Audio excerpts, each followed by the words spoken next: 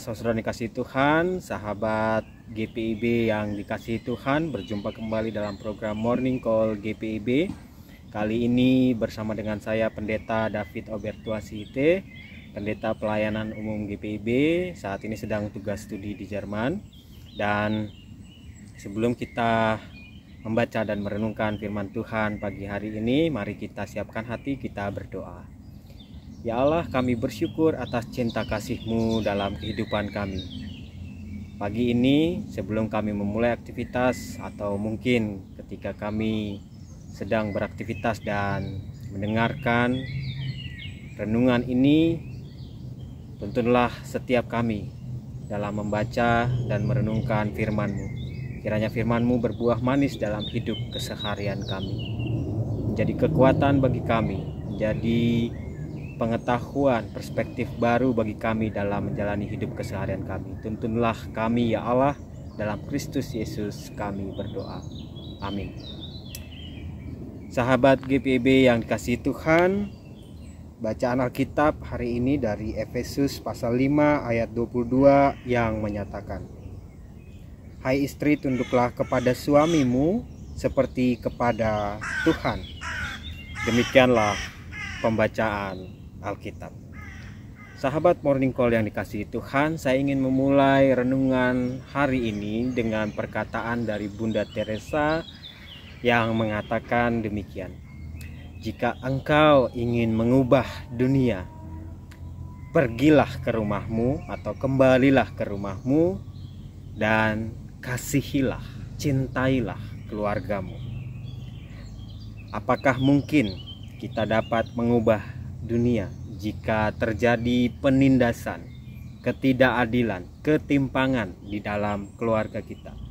Apakah mungkin kita bisa menegakkan keadilan di luar, di dunia, di lingkungan sekitar kita, jika ketidakadilan itu sendiri justru terjadi dalam kehidupan keluarga kita? Pernyataan awal ini menjadi refleksi kita untuk memahami Efesus pasal 5 ayat 22 ini yang tidak jarang sering disalahartikan. Dan Efesus pasal 5 ayat 22 ini seringkali diinterpretasikan sebagai bentuk kepatuhan seorang istri kepada suami, bahkan seolah menempatkan posisi istri di bawah suami. Perspektif semacam ini pada dasarnya tidak tepat, dan saya yakin kita sekalian sudah banyak memahami tentang ayat 22 ini. Dan kita perlu jernih memahami dan memaknai Efesus pasal 5 ayat 22 ini.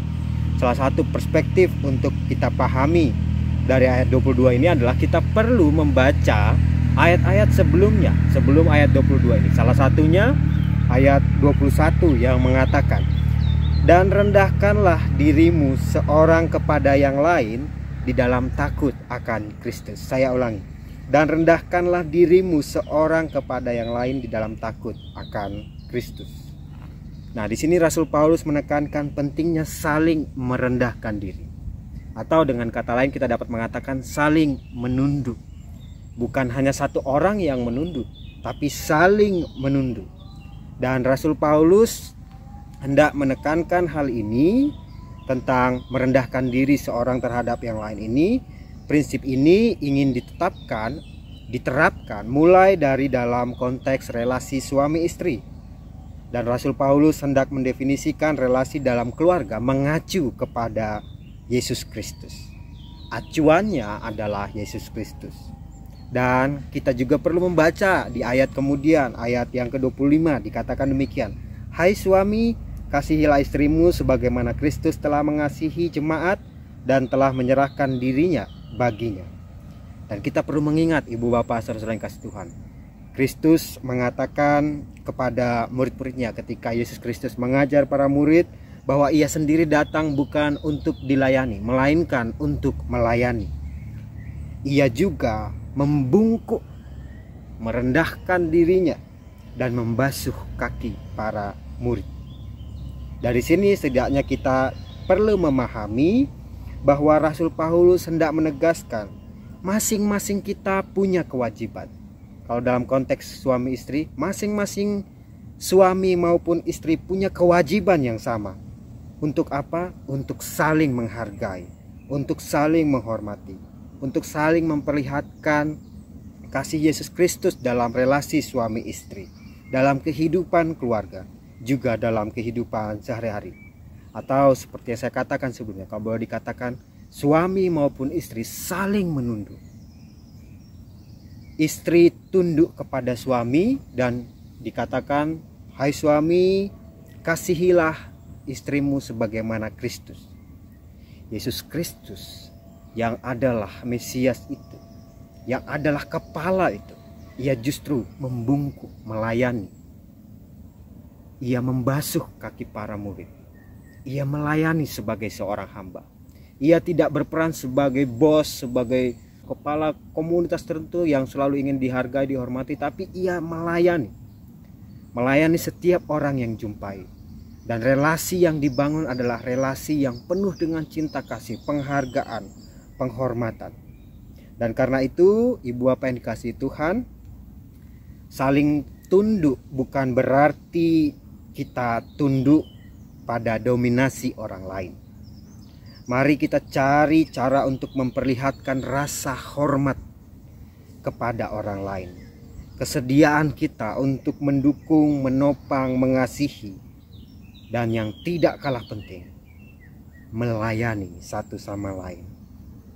Kita memerlukan komitmen untuk saling memperkuat, membangun, dan merawat hubungan, merawat relasi kita yang dipenuhi dengan cinta kasih, rasa hormat yang tulus dan berdasarkan akan kasih Kristus. Ibu bapak saudara yang kasih Tuhan, saling menunduk merupakan salah satu praktik yang mendefinisikan kita sebagai orang Kristen dalam kehidupan bersama, mulai dari keluarga, lalu dalam kehidupan bermasyarakat, dan yang tidak kalah penting, dengan alam sekitar kita, dengan lingkungan kita. Sejauh mana kita sebenarnya menunduk pada alam sekitar. Ingat, menunduk bukan berarti kita menyembah, patuh sepenuhnya atau dan lain sebagainya, tapi kita menghargai, menghormati, lalu melayani. Pernahkah kita terbesit untuk bagaimana saya menghargai, menghormati alam sekitar saya, pepohonan, air, dan lain sebagainya? Bagaimana saya menjaga lingkungan saya sebagai bentuk penghormatan saya, dan sebagai wujud saya mau memperlihatkan kasih Kristus melalui perilaku saya. Dan percayalah, upaya kita untuk terus memahami, saling menunduk itu turut mencerminkan hidup kita yang berdasarkan kasih Kristus. Kita mau saling menghormati, kita siap sedia untuk saling menopang, mendukung, melayani satu sama lain dengan tulus, dan terus dengan sungguh-sungguh berusaha mencerminkan kasih Kristus itu. Ibu bapak, saudara yang kasih Tuhan, mari kita terus belajar untuk saling menunduk. Tidak ada satu orang yang hidupnya seumur hidup hanya terus tunduk pada dominasi orang lain. Saling menunduk, sekali lagi saya katakan, berada dalam perspektif bahwa saya mau menghargai, menghormati orang lain. Saya mau mengasihi orang lain. Saya mau melayani orang lain karena kasih Kristus. Saya mau mencerminkan itu dalam relasi saya dengan orang lain. Tapi ketika terjadi ketidakadilan, penindasan, maka saya dengan sadar akan melawan ketidakadilan itu. Baik ketidakadilan, penindasan yang terjadi di dalam keluarga, di dalam relasi di tengah masyarakat, maupun di dalam lingkungan sekitar kita. Itu tandanya secara khusus dalam konteks alam sekitar. Ketika terjadi ketidakadilan ataupun pencemaran, dengan sadar kita berusaha keras memikirkan bagaimana cara saya mengasihi alam ini, bagaimana cara saya melayani alam ini, apa yang harus saya lakukan sebagai wujud saya mau mencerminkan kasih Kristus. Semoga dengan terus belajar saling menunduk dalam relasi kita dengan siapapun itu, relasi suami istri, relasi dengan anak, dengan keluarga, dengan alam sekitar, saling menunduk dapat terus menumbuhkan cinta kasih dalam kehidupan kita, dalam relasi kita, dapat terus menunjukkan mewarnai dunia ini dengan penuh cinta kasih. Dan seperti yang saya katakan di awal tadi, mari, seperti yang dikatakan Bunda Teresa, mari kita mulai dari keluarga. Bagaimana suami mengasihi istri, menopang istri, melayani dengan sepenuh hati, dan juga begitu sebaliknya. Istri juga mengasihi, menopang suami, melayani dengan sepenuh hati. Tidak ada yang lebih tinggi, kita setara suami maupun istri, karena dalam relasi suami istri kita sama-sama mau mencerminkan cinta kasih Kristus. Tuhan memberkati ibu bapak, saudara-saudara sekalian dalam relasi baik dengan pasangan masing-masing maupun relasi di kehidupan keseharian. Tuhan memberkati kita sekalian. Amin.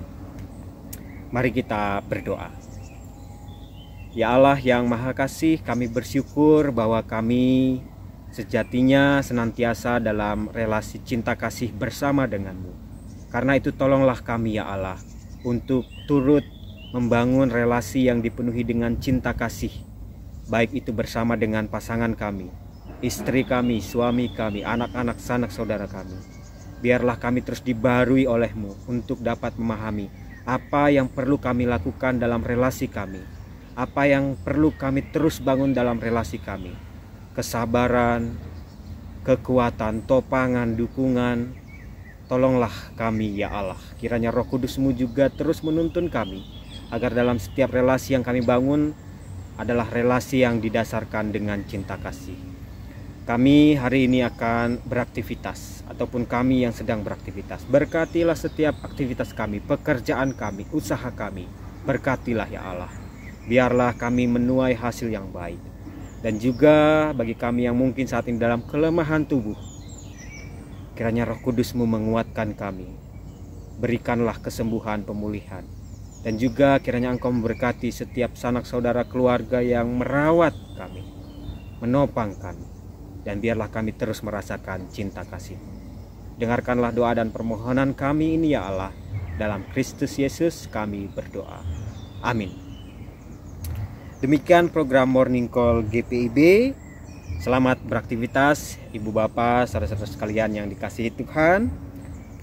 Terus bangun relasi dalam cinta kasih yang dipenuhi dengan keadilan, kedamaian, dan sukacita. Tuhan memberkati kita sekalian.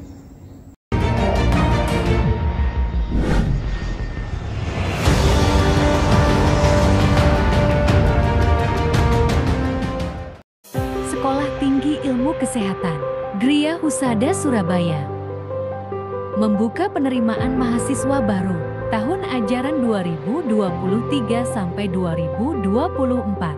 Sekolah Tinggi Ilmu Kesehatan Gria Husada terakreditasi BAN PTB dengan menawarkan 2 program studi, yaitu pertama, D3 Kebidanan, kedua, Administrasi Rumah Sakit. Ada juga fasilitas yang memadai seperti asrama putri, perpustakaan, gazebo dan hotspot area, dan masih banyak lagi. Pendaftaran gelombang pertama dibuka pada Desember 2022 sampai Februari 2023. Gelombang kedua dibuka pada Maret 2023 sampai Mei 2023. Gelombang ketiga dibuka pada Juni 2023 sampai September 2023. Untuk informasi lebih lanjut dapat menghubungi nomor di bawah ini.